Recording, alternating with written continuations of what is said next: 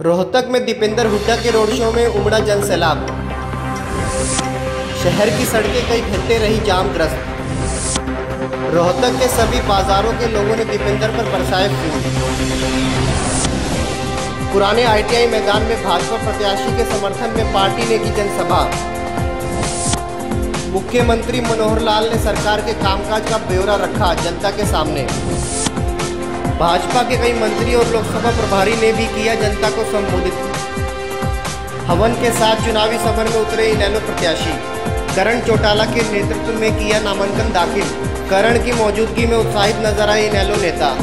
सांसद दीपेंद्र हुड्डा ने आज लगातार चौथी बार कांग्रेस प्रत्याशी के तौर पर उपायुक्त कार्यालय में नामांकन दाखिल किया। इससे पहले उन्होंने अपने आवास पर विधि विधान से पूजन और हवन किया। नामांकन के तुरंत बाद भगवान वाल्मीकि चौक पर दीपेंद्र सिंह हुड्डा ने रोड शो की शुरुआत की। नामांकन के बाद उमड़े जन सैलाब को संबोधित करते हुए दीपेंद्र हुड्डा ने कहा कि उनका धर्म रोहतक लोकसभा के लिए समर्पण है। रोहतक के विकास का जो सपना उन्होंने देखा था वो ही उनकी जाति है।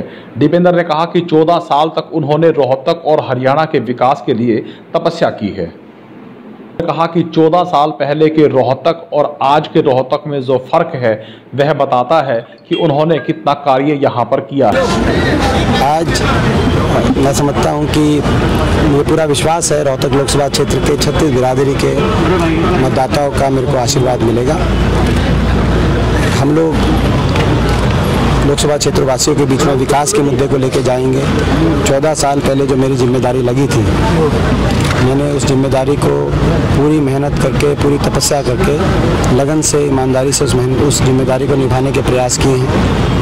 मेरा रोहतक लोकसभा क्षेत्र आगे बढ़े, विकास के मामले में देश में सबसे आगे वाले लोकसभा क्षेत्र हैं उनमें गिनती हो, ये मेरी तपस्या है। मेरा काम भी लोगों के बीच में है, मेरा व्यवहार भी लोगों के बीच में है। ये बातें लेके हम लोगों के बीच में जाएंगे और मुझे विश्वास है कि लोगों का आशीर्वाद। तस्वीर साफ हो चुकी है, सभी कैंडिडेट मैदान में आ चुके हैं, किससे मुकाबला? देखिए, उम्मीदवार का मैं उम्मीदवार की बात नहीं करता।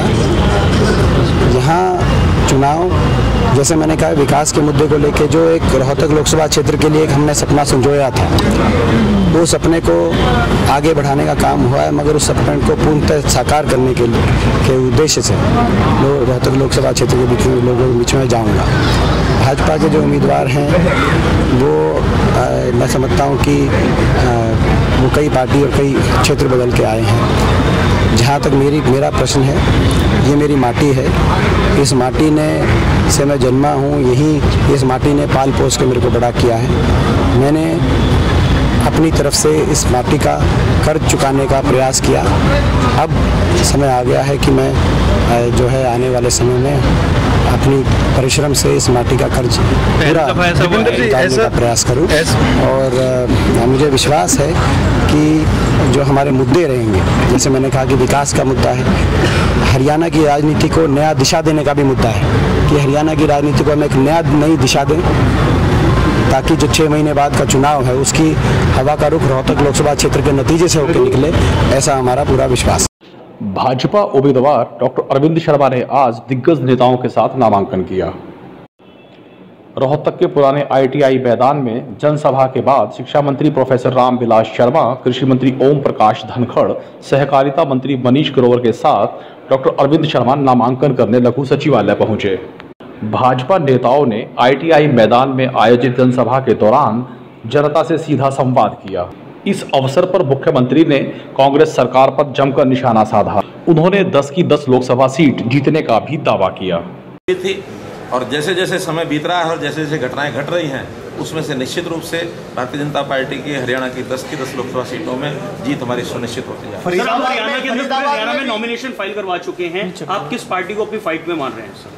देखिए, चुनाव होता है, आखिर चुनाव में आखिरी समय तक भारतीय जनता पार्टी के एक कार्यकर्ता नीचे बूथ स्तर पर और बूथ से भी नीचे हमने इस बार पन्ना प्रमुखों की जो व्यवस्था की है, हर एक के में 60-60 वोट की जिम्मेदारी लगाई है, एक वोट की चिंता करके और चुनाव में ज़्यादा वोट भुगता करके और भारतीय जनता पार्टी भारी बहुमत से जीत एक प्रकार से जिस प्रकार का जनता का एक माहौल है, उस माहौल में देश के प्रधानमंत्री नरेंद्र मोदी बनेंगे, ऐसा तो हमारा विश्वास है। लेकिन हरियाणा में भी हम अधिक से अधिक मतों से 10 की 10 सीटें जीते सर, ऐसा हमारा। इस अवसर पर मीडिया से बातचीत करते हुए अरविंद शर्मा ने कहा कि देश और प्रदेश को आज एक मजबूत सरकार की जरूरत है और मोदी के हाथों में ही देश सुरक्षित है। उन्होंने कहा कि प्रदेश ही नहीं पूरे देश में आज मोदी की सुनामी चल रही है। उन्होंने कांग्रेस पर वंशवाद की राजनीति का आरोप भी लगाया। कांग्रेस में है ही परिवारवाद। मैं कहता हूँ मोदी जी बात करते राष्ट्रवाद की, एक के खून के कतरे में, एक के खून के टपके में मोदी जी के राष्ट्रवाद है, राष्ट्र की सुरक्षा, राष्ट्रवाद। और कांग्रेस तो आप देख रहे हो कितने सालों से कांग्रेस परिवारवाद से बाहर निकल रही, उसको अपना ही अपना चाहिए।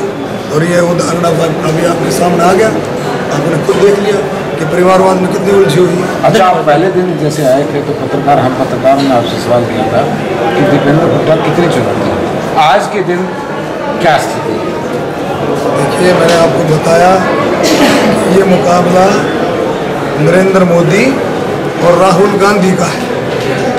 ये मुकाबला नरेंद्र मोदी और राहुल गांधी का है। कहाँ नरेंद्र मोदी और कहाँ राहुल गांधी, आप देख सकते हैं। कहाँ राष्ट्रवाद की बातें, कहाँ परिवारवाद की बातें, कहाँ आतंकवाद की बातें, कहाँ विकास की बातें, कहाँ गरीबों के बारे में सोच। नरेंद्र मोदी जी चाहते हैं कि मैं गरीबों को इतना ऊपर उठाऊं, गरीबी बिल्कुल मिटा दूं, किसानों के लिए मैं इतना करूं कि किसान जो है बिल्कुल अच्छे से किसान में उन्नति करे, नौजवानों के लिए ज़्यादा से ज़्यादा रोजगार की व्यवस्था हो डायरेक्टली और इनडायरेक्टली। और यहाँ उससे भी ज़्यादा सारा सिस्टम मनोहर लाल खट्टर जी मोदी जी के साथ कंधे से कंधा मिला करके इतनी बढ़िया सारी नीतियाँ लेके आ रहे। 6,000 रुपये अगर मोदी जी ने किए केंद्र सरकार ने, तो 6,000 रुपये मनोहर लाल खट्टर जी ने भी जोड़ दिए। इंडियन नेशनल लोकदल के प्रत्याशी धर्मवीर फौजी ने आज रोहतक में अपना नामांकन किया। इससे पहले दिल्ली बाईपास स्थित कार्यालय पे उन्होंने हवन यज्ञ किया। इस अवसर पर इनेलो के वरिष्ठ नेता सतीश नांदल और सौरभ फरमाना सहित बड़ी संख्या में कार्यकर्ता मौजूद रहे। बाईपास स्थित इनेलो कार्यालय में हवन के साथ ही इनेलो कार्यकर्ता रोड शो करते हुए लघु सचिवालय पहुंचे। उन्होंने यहां पर नामांकन किया। इस अवसर पर इनेलो के वरिष्ठ नेता करण चौटाला भी मौजूद रहे। करण चौटाला ने यहां मीडिया से बातचीत करते हुए कहा कि चुनाव में बहुत से दल आपस में चुनाव लड़ते हैं, लेकिन किसकी सोच क्या है यह बहुत मायने रखती है। बड़े स्पष्ट शब्दों में करण चौटाला ने अपनी बात कही। अगर चुनाव लड़ेंगे तो मुकाबला एक से नहीं, आपको सबसे करना पड़ेगा, लेकिन आपकी सोच कैसी है वो निर्भर रखता है। जिस तरह से दो फाड़ हुई इनेलो में, उससे नुकसान होगा कुछ मानते हैं सर आप? ये एक ऐसा था जैसे एक सदी बीत गई, इनेलो वहीं की वहीं खड़ी है। जो स्वार्थी लोग थे वो अपने स्वार्थ के लिए चले गए, लेकिन जो त्याग की बात करते हैं, तो अगर असल मायने में किसी ने त्याग कराया था तो जननायक चौधरी देवीलाल जी ने कराया था। और इंडियन नेशनल लोकदल उनकी सोच पे खड़ी है और हरियाणा के भविष्य के लिए खड़ी है। रोहतक से तमाम बड़े कद्दावर नेता भी थे, लेकिन इनेलो ने फौजी पर दाव खेला। इसके पीछे कोई खास रणनीति? जी देखिए, कोई खास नीति नहीं है। हमारा एक बहुत सीधा सा चौटाला साहब का फैसला था कि एक ऐसी घटना देश के अंदर घटी, उसके बावजूद आप इन जवानों को देश के सरहद पर मरने को तो भेज देते हो, आप इनको फिर भी शहीद का दर्जा नहीं देते। तो कहीं ना कहीं हमने इनके मान सम्मान को बढ़ाने के लिए, और सिर्फ मान सम्मान को बढ़ाने के लिए नहीं, इनकी समाज में भी एक अच्छी नीति है, इनकी सोच अच्छी है, तब चौटाला साहब ने ये फैसला किया कि हम फौजी साहब को टिकट देंगे। अच्छा, जिस तरह से दीपेंद्र हुड्डा रोहतक से लड़ रहे हैं, कांग्रेस पार्टी ने दीपेंद्र हुड्डा का सोनीपत से उतार दिया। बीजेपी ने कहा कि अब आया ऊंट पहाड़ के नीचे। आपकी क्या प्रतिक्रिया? देखिए, उनकी बातों पर मैं कोई प्रतिक्रिया नहीं करूँगा। आप हमारी ही बात करें तो मैं उस पर ज़्यादा अच्छी तरह कह सकता हूं। तो बाप बेटा जो जो जिस तरह आप से इनको आप उस पर उनसे लीजिए ना प्रतिक्रिया।